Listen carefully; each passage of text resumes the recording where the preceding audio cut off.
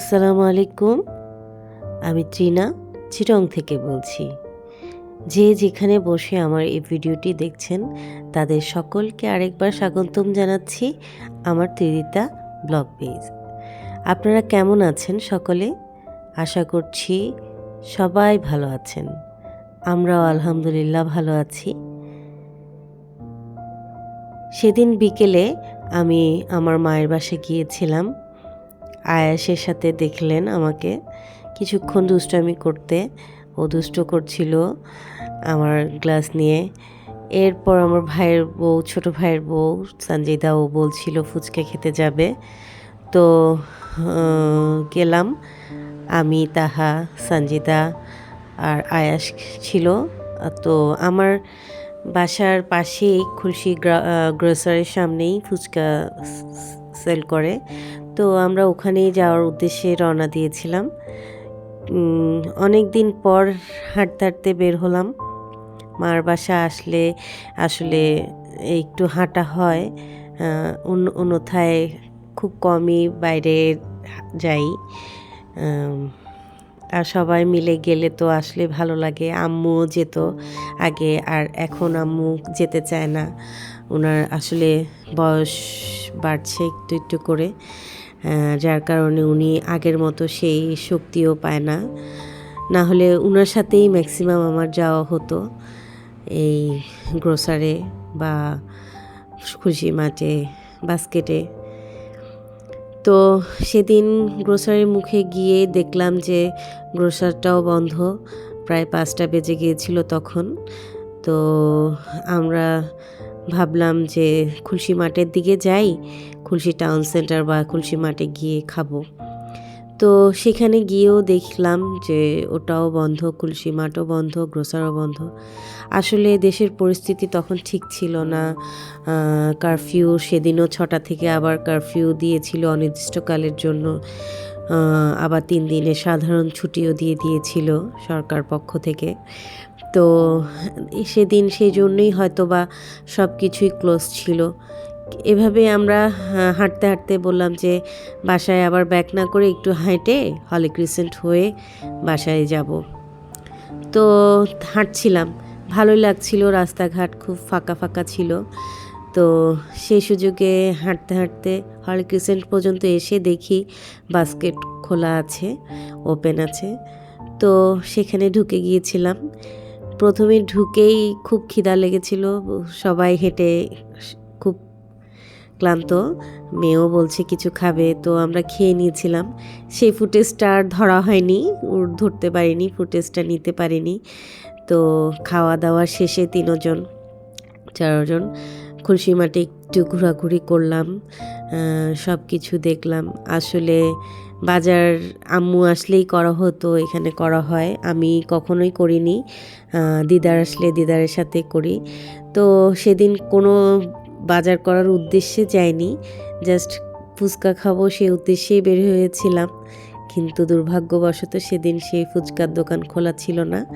তো আমরা বাস্কেটে একটু ঘোরাঘুরি করছিলাম, সবজি দেখছিলাম, মাছ দেখছিলাম, ফল ফ্রুট, বিভিন্ন সুইটস আইটেম, মশলা ঘুরে ঘুরে দেখছিলাম।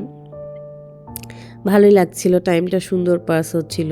কিন্তু মনে মনে ভয়ও কাজ করছিল যে সময়টা না বেশি হয়ে যাচ্ছে, বাসায় যেতে হবে।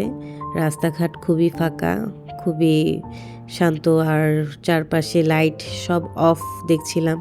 রাস্তার সব লাইটগুলো, ল্যাম্প লাইটগুলো সব বন্ধ ছিল। জানি না কী কারণে সেদিন শুধু অন্ধকার আচ্ছন্নই ছিল আমাদের চিটং শহর। পরিবেশ বেশ থমথমেই ছিল। আপনাদের কি অবস্থা ছিল, কিভাবে কেটেছে আপনার সেই দিনগুলো, আমাকে কমেন্টের মাধ্যমে জানাতে পারেন। এই তো সবাই মিলে সুইটস আইটেমগুলো দেখছি, বাবুকে কোলে নিয়ে আমি দেখে টেখে এবার বাসার দিকে রওনা হয়েছি ঝাউতলা হয়ে। তো মেয়ে হঠাৎ করে দেখে বলছে, মা ভেলপুরি খাবো। তো আমার বাসার সামনেই ওখানে ভেলপুরি সেল করে, ওনার থেকে, মামা থেকে ভেলপুরি খেলাম আমরা। তো খেয়ে দিয়ে বাসায় চলে এসেছিলাম। তো পরের দিনের কিছু রান্নার অ্যারেঞ্জমেন্ট নিজের বাসায়। আপনাদের সাথে এমন হয় কি না আমার জানা নাই, আমার সাথে প্রায় এমন হয় যে আমি চাইছি একটা কিন্তু হচ্ছে আরেকটা, যা চাইছি না তাই হচ্ছে, এই আর কি। তো সেদিন খুব মন চাইছিল যে ভুনা খিচুড়ি আর মুরগির মাংস রানবো, তো সেটা হয়ে ওঠেনি। তো মেয়ে বলছে যে মা পাবদা মাছ রান্না করো, তো সেই মেয়ের কথা অনুযায়ী পাবদা মাছ রাঁধছি আজকে। তো ফ্রিজে কিছু মাছ রাখা ছিল, কুটা ছিল না, সেগুলোকে আগে কুটে নিলাম, কুটে পরিষ্কার করে মশলা মাখিয়ে ভাজি করে নিচ্ছি। প্রথমে ভাজি করে দেন ওটা রান্না করব। আসলে আমাদের মেয়েদের জীবন বড়ই বৈচিত্র্যময়। বাবার বাড়িতে একরকম, স্বামীর বাড়ি বা শ্বশুর বাড়িতে আরেক রকম। আমি আমার বাবা মার একমাত্র মেয়ে, তো আমার বাবার বাড়িতে সব সময় আমি কি খাবো বা আমি কি পছন্দ করি সেটাই প্রাধান্য দেওয়া হতো প্রায় সময়। আর এখন স্বামীর বাড়িতে আমি আমার বাচ্চার চাহিদা বা বাচ্চা কি চায় বা আমার স্বামী কি পছন্দ করে সেটাই করেই আমি খুব আনন্দিত বা খুশি হই বা ভালো লাগে। তো এরকমই প্রত্যেকটা মেয়েরই জীবন চলে আমি জানি। তো এরই ফাঁকে নিজের ইচ্ছা নিজের শখও পূরণ করে নিতে হয়, করে নেওয়ার চেষ্টা করতে হয়। আমিও তার ব্যতিক্রম নই। আসলে আমি আমার মাকেও দেখতাম, উনি চাকরি করে এসে অফিস থেকে এসে আমরা কি খাবো না খাবো ওটা নিয়ে ব্যস্ত হয়ে যেতেন। এখনও পর্যন্ত আমি যখন বাসায় যাই আমার মেয়ে কি খাবে বা আমি কি খাবো বা আমার হাজব্যান্ড কি খাবে সেগুলো নিয়ে উনি খুব ব্যস্ত হয়ে যান। ইভেন নাস্তাটা কি হবে না হবে উনি নিজের হাতেই তদারকি করেন। এটা শুধু আমার মা নয়, আমার নানি দাদি ওনারাও এটাই করতেন। সবাইকে খুশি করার চেষ্টা করতেন সংসারে, কিন্তু নিজের কথাই ভুলে যেতেন। তাই আমি আজ নারীদের উদ্দেশ্যে এটাই বলবো যে ভালোবাসেন, সবাইকে ভালোবেসে একই বন্ধনে গাঁথেন, কোনো সমস্যা নেই। আপনি শিক্ষিত মেয়ে, আপনি সংসার করছেন, সবার চিন্তা করছেন, কিন্তু নিজের চিন্তাটাও করবেন, নিজেকে ভালোবাসবেন প্রথমে। নিজের কী ইচ্ছে করছে কী ইচ্ছে করছে না বা কি করলে ভালো লাগবে সেটা চিন্তা করবেন, নিজেকে একটু সময় দিবেন, নিজের ভালো লাগাগুলোতে সময় দিবেন। কারণ আমরা মেয়েরা সংসারে গিয়ে এতই ব্যস্ত হয়ে যাই যে নিজের দিকেই খেয়াল রাখি না। তো আমি আজকে এটাই বলবো আমার মেসেজের মাধ্যমে যে আপনারা নিজের প্রতিও যত্ন নেবেন, এরপর স্বামী সন্তান সবারকে খুশি করার চেষ্টা করবেন। নিজে ভালো থাকবেন, সবাইকে ভালো রাখার চেষ্টা করবেন। আমি অনেক বিরক্ত করে ফেলছি আপনাদেরকে, আপনারা প্লিজ ক্ষমার সুন্দর দৃষ্টিতে দেখবেন আমার কথাগুলো। যদি ভালো না লাগে প্লিজ স্কিপ করে যাবেন। আর যদি আমার কথাগুলো ভালো লাগে বা আমার চ্যানেলের ভিডিওগুলো আপনাদের একটুও ভালো লেগে থাকে প্লিজ একটি লাইক শেয়ার কমেন্ট করে জানাতে ভুলবেন না। আর যদি মনে করেন যে না আমার ভিডিওটা আপনাদের ভালো লাগছে, আপনারা আমার ভিডিও আরও দেখতে চান, চাইলে আপনি আমার ভিডিওটা সাবস্ক্রাইব করে রাখতে পারেন, বেল আইকনটা প্রেস করে রাখতে পারেন। এতে আমি যখন ভিডিও ছাড়বো তখন প্রথমেই আপনার নোটিফিকেশান চলে যাবে, আপনি আমার ভিডিওটি দেখতে পারবেন। আর যদি এই কাজটি আপনি করে থাকেন আপনাকে অসংখ্য ধন্যবাদ। তো আমি পাবদা মাছের রেসিপিটা দিচ্ছিলাম। এই যে প্রথমে তেলে একটু ফোড়ন দিয়ে নিয়েছি। আমি মাছের তরকারিতে আগেও বলেছি আমি একটু মাছের তরকারিতে মেথি দিতে পছন্দ করি। প্রথমে মেথি আর একটু জিরার ফোড়ন দিয়ে নিয়েছি। এরপর পেঁয়াজ দিয়েছি, আদা রসুন বাটা দিয়েছি। আমার ফ্রিজে কিছু আমি শীতের সময় টমেটো ফ্রোজেন করে রেখেছিলাম।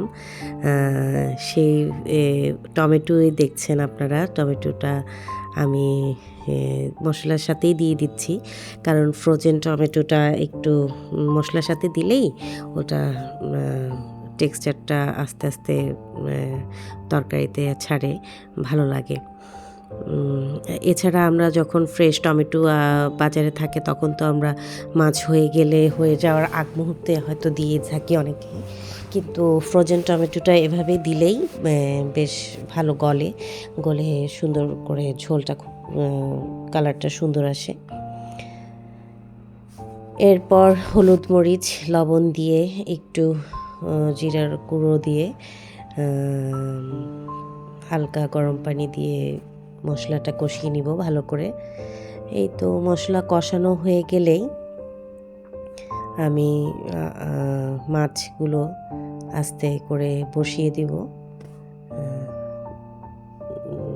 ইয়ের উপর, মশলাগুলোর উপর।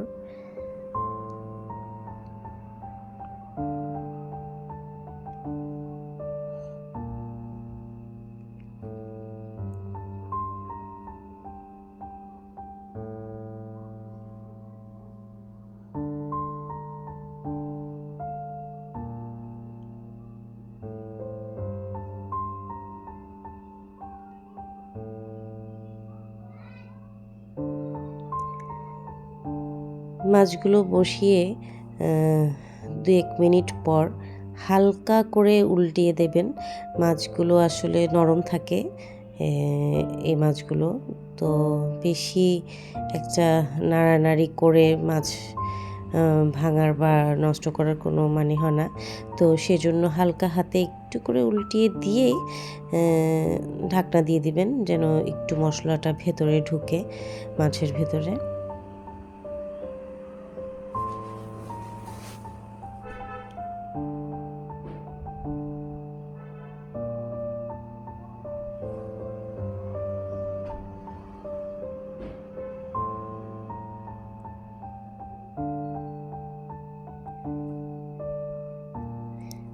আজ যখন আমি এই ভিডিওটি করছি, আপনারা শুনে হয়তো বুঝতেই পারছেন আমার শরীরটা অতটা ভালো না।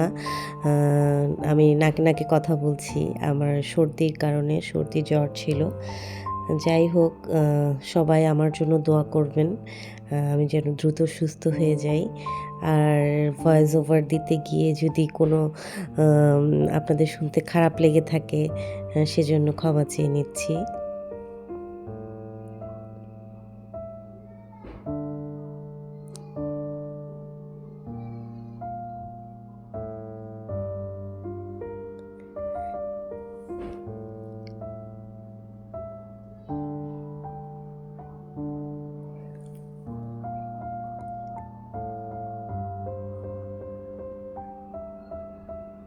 পাবদা মাছ রান্নাটা তেমন একটি কঠিন ব্যাপার না, আসলে সবাই জানেন, টুকটাক সকলেই জানেন, আমি জানি।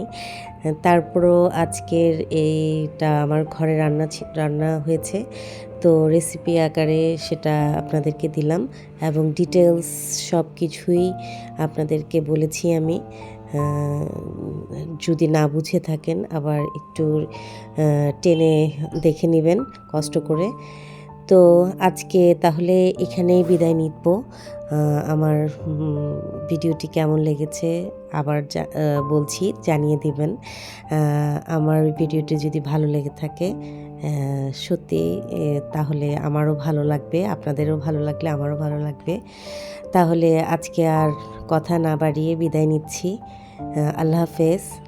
যে যেখানেই আছেন ভালো থাকবেন, সুস্থ থাকবেন, আমাদের জন্য দোয়া করবেন। আসসালামু আলাইকুম।